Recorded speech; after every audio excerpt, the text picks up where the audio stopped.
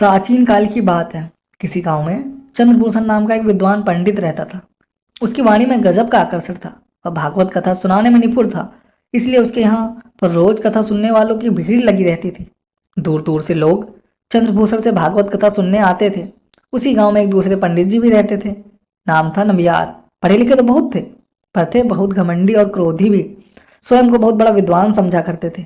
सोचते थे, कहाँ ये कल का आया छोकरा चंद्रभूषण जो अटक अटक कर कथा पढ़ता है, और कहाँ मैं, शास्त्रों का मन में जानने वाला विद्वान पंडित।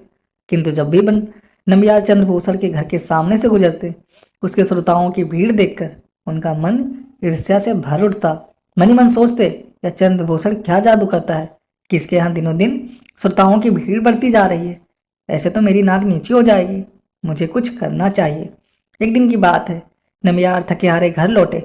भूख भी जोरों की लगी थी, लेकिन घर आकर देखा तो उसकी पत्नी दिखाई ना दी। एक दो बार आवाज भी लगाई, मगर चुप्पी छाई रही। अचानक नम्बियार का मन आशंका से भर उठा। कहीं मेरी पत्नी चंद्रभूषण के यहाँ कथा सुनने तो नहीं चली गई। ईर्ष्या और क्रोध से नम्बियार के नथने फड़कने लगे। एक एक पल उन्हें 1000 घंटे के बराबर लगा। जब रहा ही नहीं गया तो चंद्रभूषण के घर की ओर चल दिए। चंद्रभूषण के दरवाजे पर पहुंचकर नम्बियार ठिठक गए। वहां श्रोताओं की अपार भीड़ थी। सब मंत्र मुग्ध होकर कथा सुन रहे थे। नम्बियार ने देखा श्रोताओं के बीच उसकी पत्नी भी बैठी है। बस फिर क्या था, उनका क्रोध भड़क उठा। वह दंदनाते हुए चंद्रभूषण के आसन के पास पहुंच गए और चिल्लाकर बोले, चंद्रभूषण, तुम दुनिया के सबसे बड़े मूर्ख हो, और तुमसे बड़े मूर्ख ये सारे लोग हैं जो यहाँ इकट्ठा होकर तुम्हारी बकवास सुन रहे हैं। नम्बियार की बात को सुनकर चंद्रभूषण आश्चर्य में पड़ गया। कथा बीच में ही छूट गई। सारे श्रोता नम्बियार को भला बुरा कहते हुए अपने अपने घर लौट गए। घर पहुंचकर बाकी बचा गुस्सा नम्बियार ने अपनी पत्नी पर निकाला और बोले, क्या जरूरत थी तुम्हें वहां जाने की? क्या मुझसे बड़ा विद्वान है वो चंद्रभूषण? मेरे पास शास्त्रों का भंडार है, मगर तुम्हें कौन बताए। लगता है तुम्हारी खोपड़ी में तो बुद्धि ही नहीं है। आज अपने पति के व्यवहार के कारण पत्नी पहले से ही दुखी थी, तो पलट कर बोली, क्यों अपने मुंह मियाँ मिट्ठू बनते हो? तुम ऐसे ही बड़े हो तो चंद्रभूषण की तरह इतने लोगों को इकट्ठा करके दिखाओ, मैं तुम्हारे ज्ञान को मान लूंगी। मैं तुम्हारी जली कटी रोज सुनती हूँ, पर अब तुम दूसरों को भी अपमानित करने लगे हो। तुम्हें कोई और काम नहीं है सिवाय ईर्ष्या के। इतना कहकर तिलमिलाती हुई नम्बियार की पत्नी भीतर चली गई। उस रात दोनों में से किसी ने भोजन नहीं किया। पत्नी तो थोड़ी देर में सो गई, पर नम्बियार की आंखों में नींद नहीं थी। शाम की सारी घटना जैसे उनकी आंखों में तैर रही थी। रह रहकर उसी घटना के बारे में सोचते रहे। आखिर में चंद्रभूषण का अपमान क्यों किया? वह जितना सोचते उनकी बेचैनी उतनी ही बढ़ती जाती। बाहर काफ़ी सर्दी थी, मगर गला सूखने के कारण वह बार बार पानी पी रहे थे। यही बात सोचते सोचते नम्बियार का सारा गुस्सा पश्चाताप में बदल गया। ओह, यह मैंने क्या किया?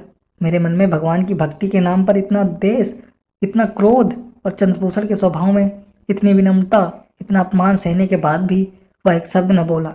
जैसे ही भोर का तारा दिखा, नम्बियार ने पश्चाताप प्रकट करते हुए चंद्रभूषण के घर जाने के लिए दरवाजा खोला। उन्होंने देखा चौखट के पास कोई आदमी कम्बल ओढ़े बैठा है। वह झाड़े से सिकुड़ रहा था। जैसे ही नम्बियार ने कदम आगे बढ़ाया, वह उनके पैर छूने के लिए आगे बढ़ा। यह क्या करते हो? कौन हो तुम? कहते हुए नम्बियार पीछे हट गए। उस व्यक्ति को ध्यान से देखा। सामने हाथ जोड़े खड़ा व्यक्ति और कोई नहीं था, कथावाचक चंद्रभूषण ही था। जब तक नम्बियार कुछ कहते, चंद्रभूषण बोल उठा, आपने अच्छा ही किया जो मेरा दोस्त मुझे बता दिया, लेकिन लगता है आप मुझसे अभी तक नाराज हैं। मैं रात भर यहाँ बैठकर आपका इंतजार करता रहा। शायद आप बाहर आए और मैं आपसे क्षमा मांगू। नम्बियार तो पहले से ही लज्जित थे। उन्होंने लपक कर चंद्रभूषण को अपने गले से लगा लिया। बोले, भाई, दोस्त मेरा है, तुम्हारा नहीं। मैं घमंड में अंधा हो गया था। तुमने अपनी विनम्रता से मेरा घमंड चूर चूर कर दिया। सच कहता हूँ, तुमने मेरी आंखें खोल दी। वास्तव में यदि विनम्रता ना हो तो ज्ञान भी नष्ट हो जाता है। दोस्तों, क्रोध पाप का मूल है। क्रोध मिटावत मान, क्रोध कभी ना कीजिए, ये नरक में निधान। तो दोस्तों, छोटी सी स्टोरी कैसी लगी? अच्छी लगी तो लाइक करें और चैनल को सब्सक्राइब करें।